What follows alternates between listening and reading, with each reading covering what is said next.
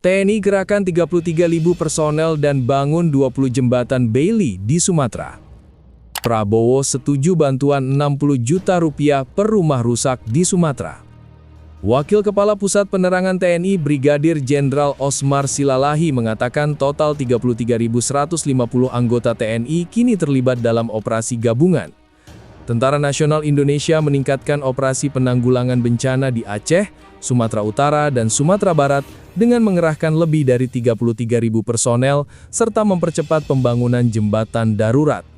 Wakil Kepala Pusat Penerangan TNI Brigadir Jenderal Osmar Silalahi mengatakan total 33.150 anggota TNI kini terlibat dalam operasi gabungan. Penambahan personel ini, kata dia, diperlukan untuk memperluas dapur lapangan, memperkuat tenaga kesehatan, serta mendukung distribusi bantuan. Dengan bertambahnya jumlah pengungsi tentu akan berpengaruh terhadap pendirian dapur lapangan dan pelibatan personel, ujar dalam keterangan resmi, dikutip Selasa 9 Desember 2025.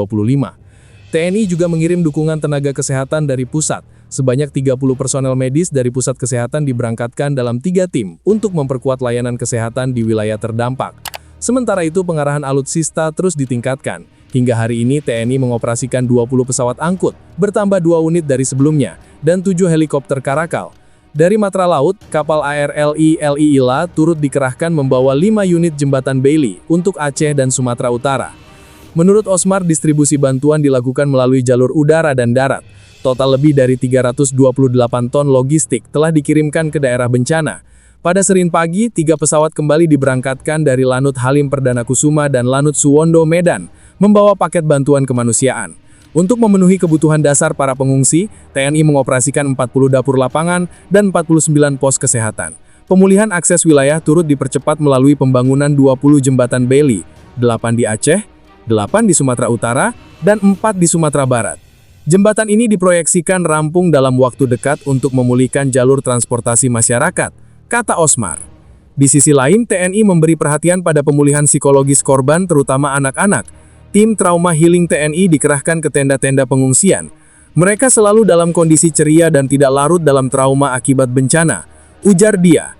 Sementara dari jumlah korban jiwa akibat banjir bandang dan tanah longsor di 3 provinsi Sumatera terus bertambah.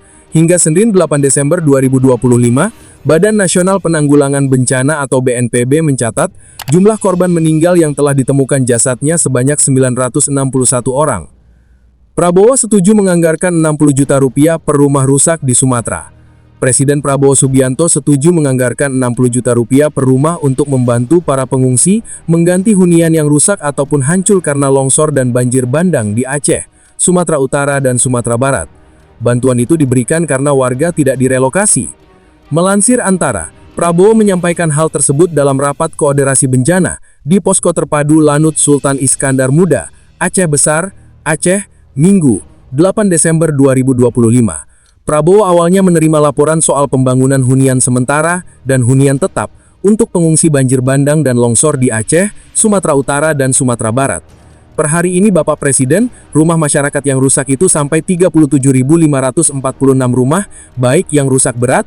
Rusak berat ini termasuk yang hilang kena sapu banjir, kemudian rusak sedang dan rusak ringan, kata Kepala BNPB Lejen Suharyanto kepada Prabowo saat rapat. Suharyanto mengatakan data itu belum final.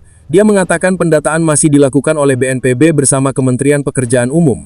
Dia kemudian mengusulkan hunian sementara untuk pengungsi dibangun oleh anggota TNI dan Polri yang tergabung dalam Satuan Tugas Penanggulangan Bencana.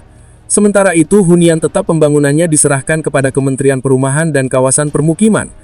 Kemudian yang tidak pindah karena mungkin banjirnya, dampaknya tidak terlalu besar bagi keluarga itu, sehingga tidak harus pindah, tetapi rumahnya rusak, kami perbaiki oleh Satgas BNPB. BNPB kemudian mengajukan anggaran bantuan 60 juta rupiah per rumah pengungsi.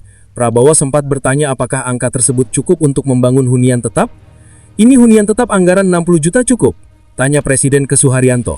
Selama ini cukup, tetapi kalau memang Bapak Presiden ingin menambahkan, kami lebih senang, kata Suharyanto. Suharyanto mengatakan 60 juta rupiah merupakan bantuan dari pemerintah. Dia mengatakan bantuan itu juga tidak diberikan dalam bentuk uang, melainkan keperluan perbaikan rumah. 60 juta karena tidak relokasi, Bapak. Nanti penerima bisa nambah dengan uangnya sendiri. Mungkin punya keluarga di kampung, punya anak yang punya gaji mau nambah bisa. Tetapi kami tidak memberikannya dalam bentuk uang karena khawatir kalau bentuk uang jadi yang lain, katanya. Prabowo pun setuju. Dia meminta anggaran itu dihitung lagi agar sesuai dengan kebutuhan. Oke, mungkin tentunya kita hitung kenaikan harga ya, inflasi dan sebagainya, ujar Prabowo. Untuk hunian sementara, anggaran yang dialokasikan sebesar 30 juta rupiah per rumah. Rumah yang dibangun berukuran 36 meter persegi, lengkap dengan fasilitas kamar, sarana MCK, dan ruangan lainnya.